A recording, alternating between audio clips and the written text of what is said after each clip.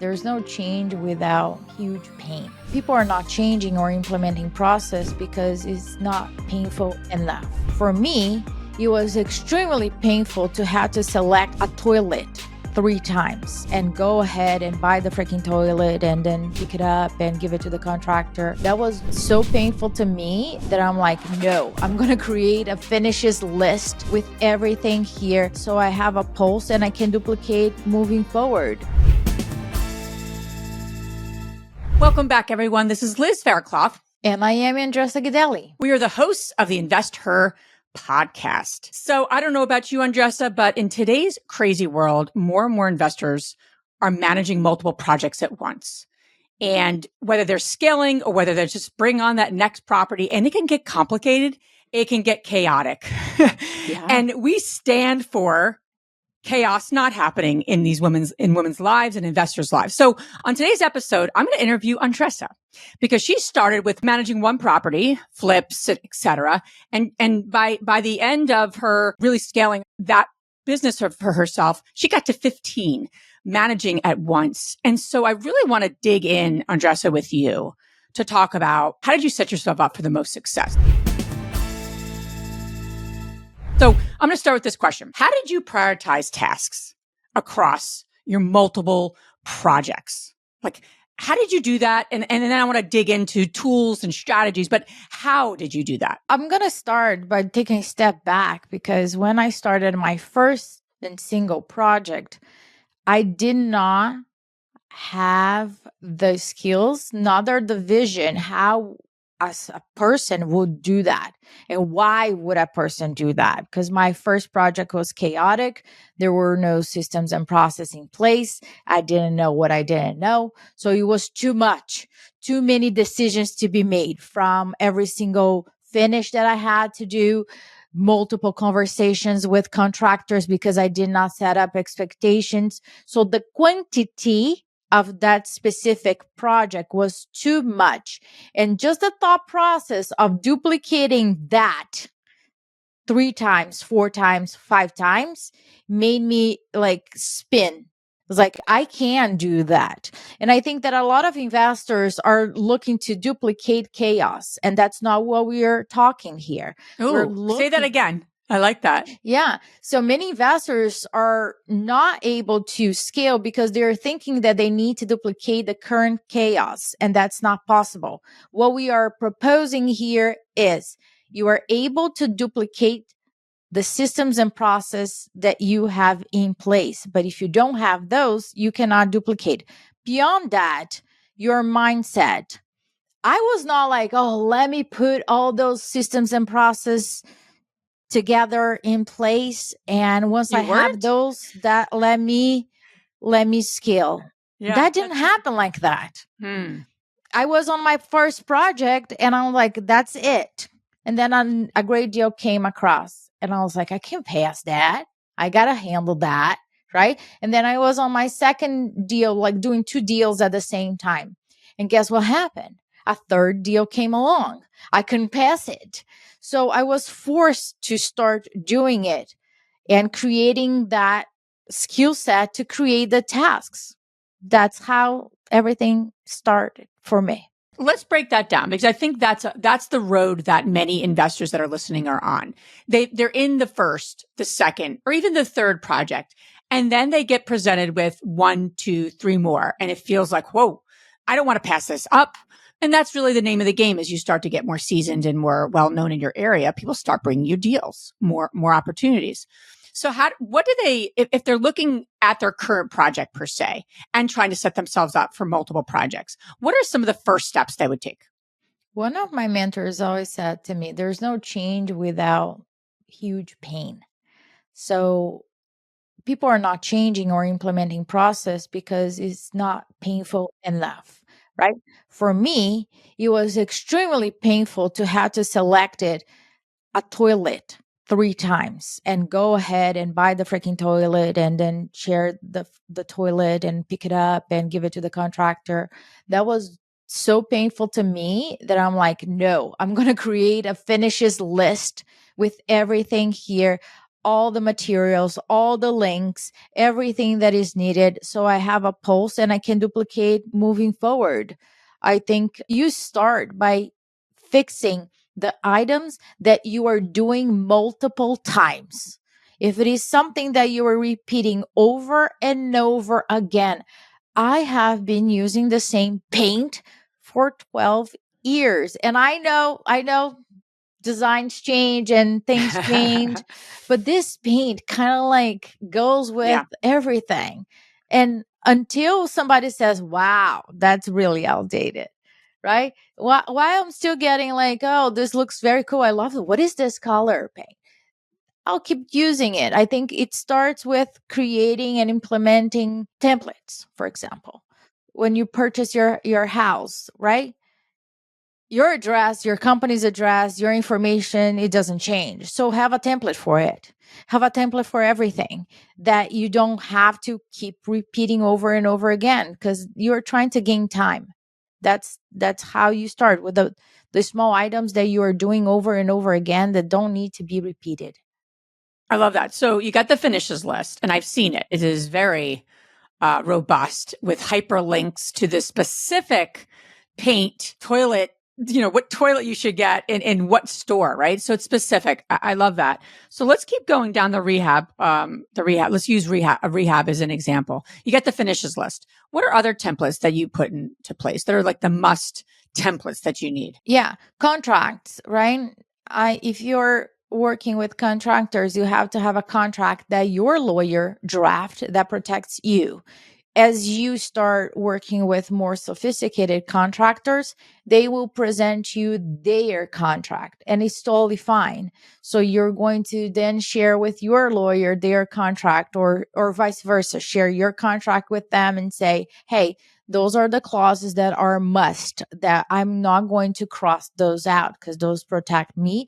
And then you kind of blended both of them and then you move forward. So it's a dance. So the contract, the scope of work, always get the W-9 up front. Always. And I mean always get the W-9 up front because I don't want to waste time chasing people at the end. It's a game of time, right? I don't want to chase it. So what can I do in bulk? So is the contract, the finishes list, the payment plan. Let me emphasize that with a highlighter here. The payment plan with the phases are attached to the contract. The waivers, all of it, the finishes list, it's all in bulk before a check is signed and an exchange is made. That I need to have all of this proof of insurance. All of those documentations is just like it's a quick list. Send it to the contractor. I need all of this. I love that. Something that you do really, really, really well. One of the many things, Andressa. Oh, there you go. I like it. I like this. Keep going. You like that, right? Keep going. Keep going down this path. No, but one of the things that you do really well that I've learned from you is that you have this ability to be like very task focused within the task at hand, meaning you're able to look at things in kind of bulk, saying, okay, I'm going over, say, marketing today, and I'm going to approve in bulk all the different things that are happening in marketing. Yeah. And that just seems so obvious. However, it's not always obvious. People are doing tasks on marketing Monday, Tuesday, Thursday, Friday, and then they're doing this, they're doing that. And they're almost like, it's like you're learning to shift gears and you're shifting so quickly that it's bringing you out of the kind of focus into something else. So I'm sure you did the same thing to your point when you were managing multiple projects. So did you have specific time blocks, days that you were focused on,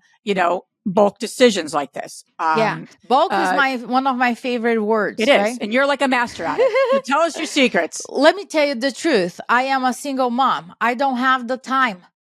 I have to do it. So it's not like, oh, I chose to.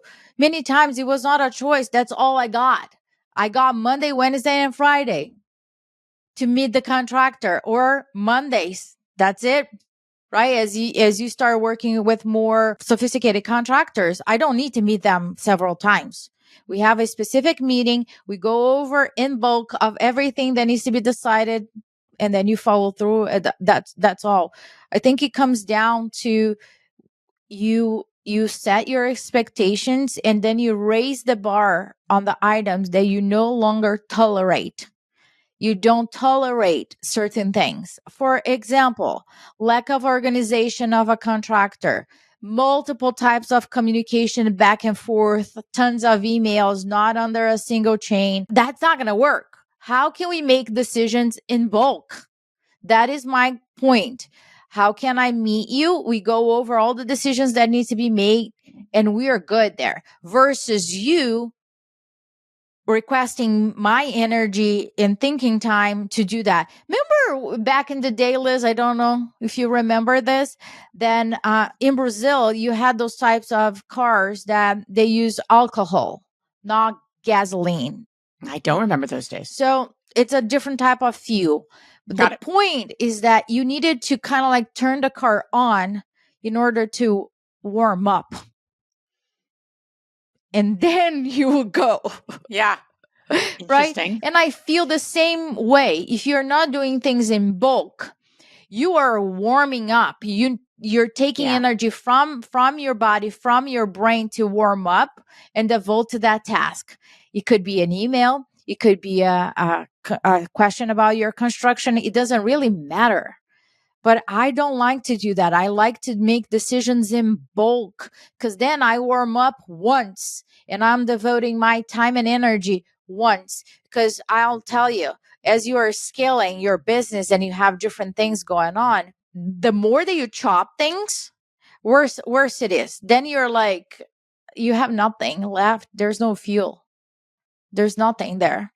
And then you also set the expectations for people. You force people gently how to be more efficient as well and say, I'm not proving things like one thing. No, give me the whole thing and I'll prove it in at once, which also forces me to understand how I make decisions and what do I need to make decisions quickly. So what did you do with your contractors? And I'm sure you didn't start out that way, but how did you have those conversations? Set the bar of like, this is how we're going to manage expectations. This is what I need. Did you have like a meeting with them? Did you have a kickoff meeting? Like, how did you present that? Because that seems like a really important conversation that needs to happen at the beginning and has to be really clear. How did you get clear for yourself? And then how did you communicate that to the contractor? I don't know if I can take the credit for that. I think the contractors that I had taught me along the way, the good ones and especially the bad ones that I had, the ones that did not follow through with their word, that did not show up, and the ones that really elevated, they brought to the table their A game and they showed me that, yeah, you're able to do multiple at the same time. We just need to put systems and processes in place, and everybody has to have integrity, meaning what they say, what they think, what they say, and what they do is in alignment. That's the bottom line. If somebody is not following through, I'm sorry, that's a lack of integrity, and that is a deal breaker for me. I cannot trust you because you're simply not following through. And let me clarify this, right? Because you say, oh, well, what are you talking about? If a contractor says that the timeline is 6 months, but something happened and then 7 months, is that a lack of integrity? No. If the person comes in advance, not like the day of, right? And say, hey, I'm watching the timeline here. This happened. We could not do the concrete because of the weather. It delayed 2 months. So we are adjusting it. We're not going to meet that deadline there. This is what I am proposing for us to try to reduce. And that's something that I want to emphasize. I am able to make very quick decisions with data. I'm a database person. So I share with everybody that comes to me from our team, volunteers, from meetups, anything, doesn't matter, contractors, it doesn't matter. They come to me with a problem and 3 solutions, 3 possible solutions, and which solution they think is the best. That makes my job much easier. And I think that that's the position that I am right now in terms of requesting people to do that instead of being the thinker and the problem solver for everything, not able to scale that way. I ask them to come with a problem and 3 possible solutions in which one they are going to recommend as the best option. So there's a few things that I'm hearing, and I think that everyone listening needs to pick up as a great kind of takeaway, right? What you're talking about is proactive communication, right? Proactive, like setting the standards. This is the rules of engagement for this project and working with me to get to the finish line. That's proactive. That's not like you showing up, okay, contractor, or okay, whomever, which we do, and like you're giving that power away. And what you're saying is that you're taking the reins and getting really clear on your expectations ahead of time. And that takes thought, that takes intentionality, that takes planning. And I just want to reiterate that everyone listening, if you're naturally not doing that in your business, you need to start doing that, right? And it comes back to personality. It comes back to, a lot of different things, but I think that's key. Because you're managing the business plan, whether it's a large multifamily or whether it's a single family rehab, you're managing the business plan. So timeline and budget are according to the business plan. You get to the goal. That's that's what you're on the payroll to do.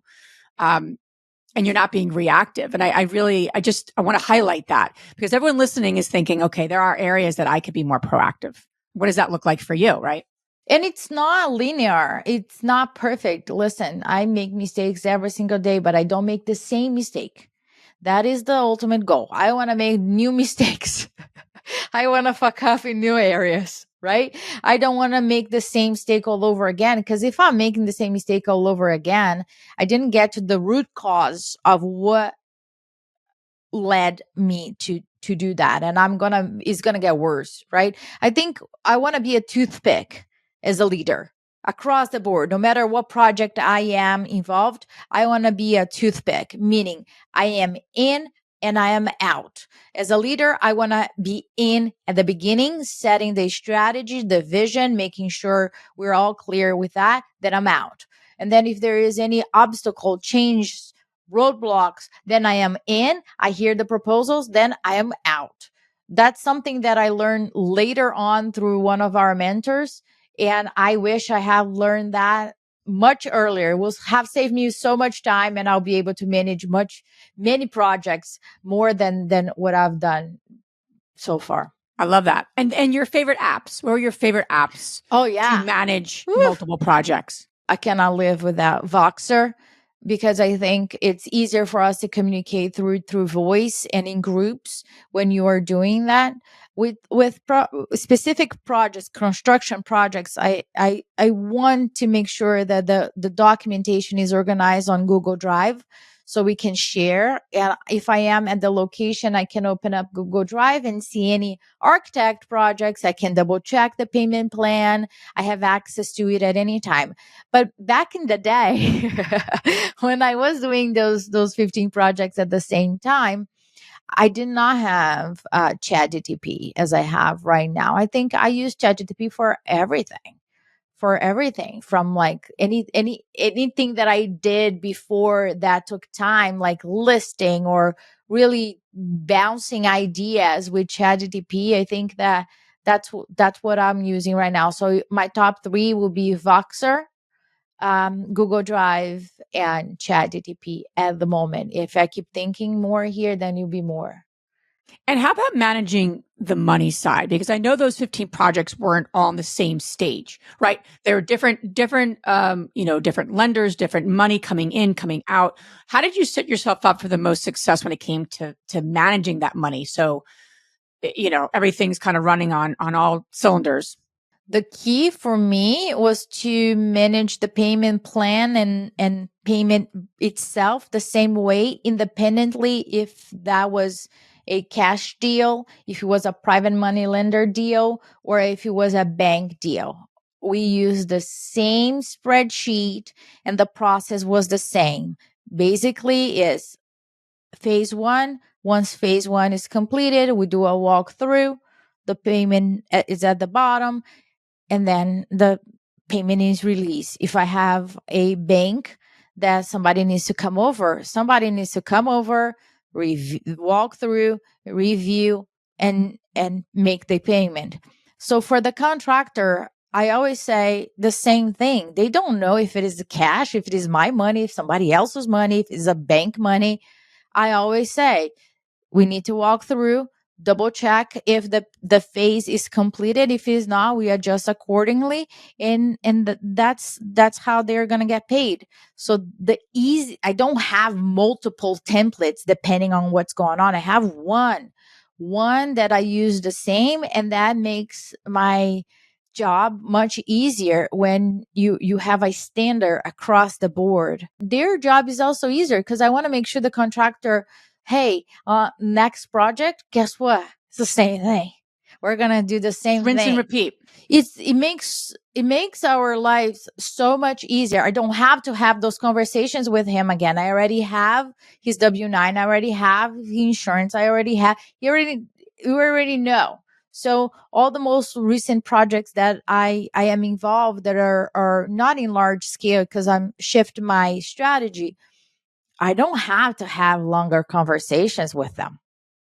Actually, they kind of like, hey, I know you're going to ask me. This is how I know that they know me. When they come to me and say, hey, I knew you were going to ask me this. So I already brought samples to you so you can see it. I was like, That's saving time and me. energy. And they say, and I brought samples of several things so we can make all the decisions in bulk. I was like, yay!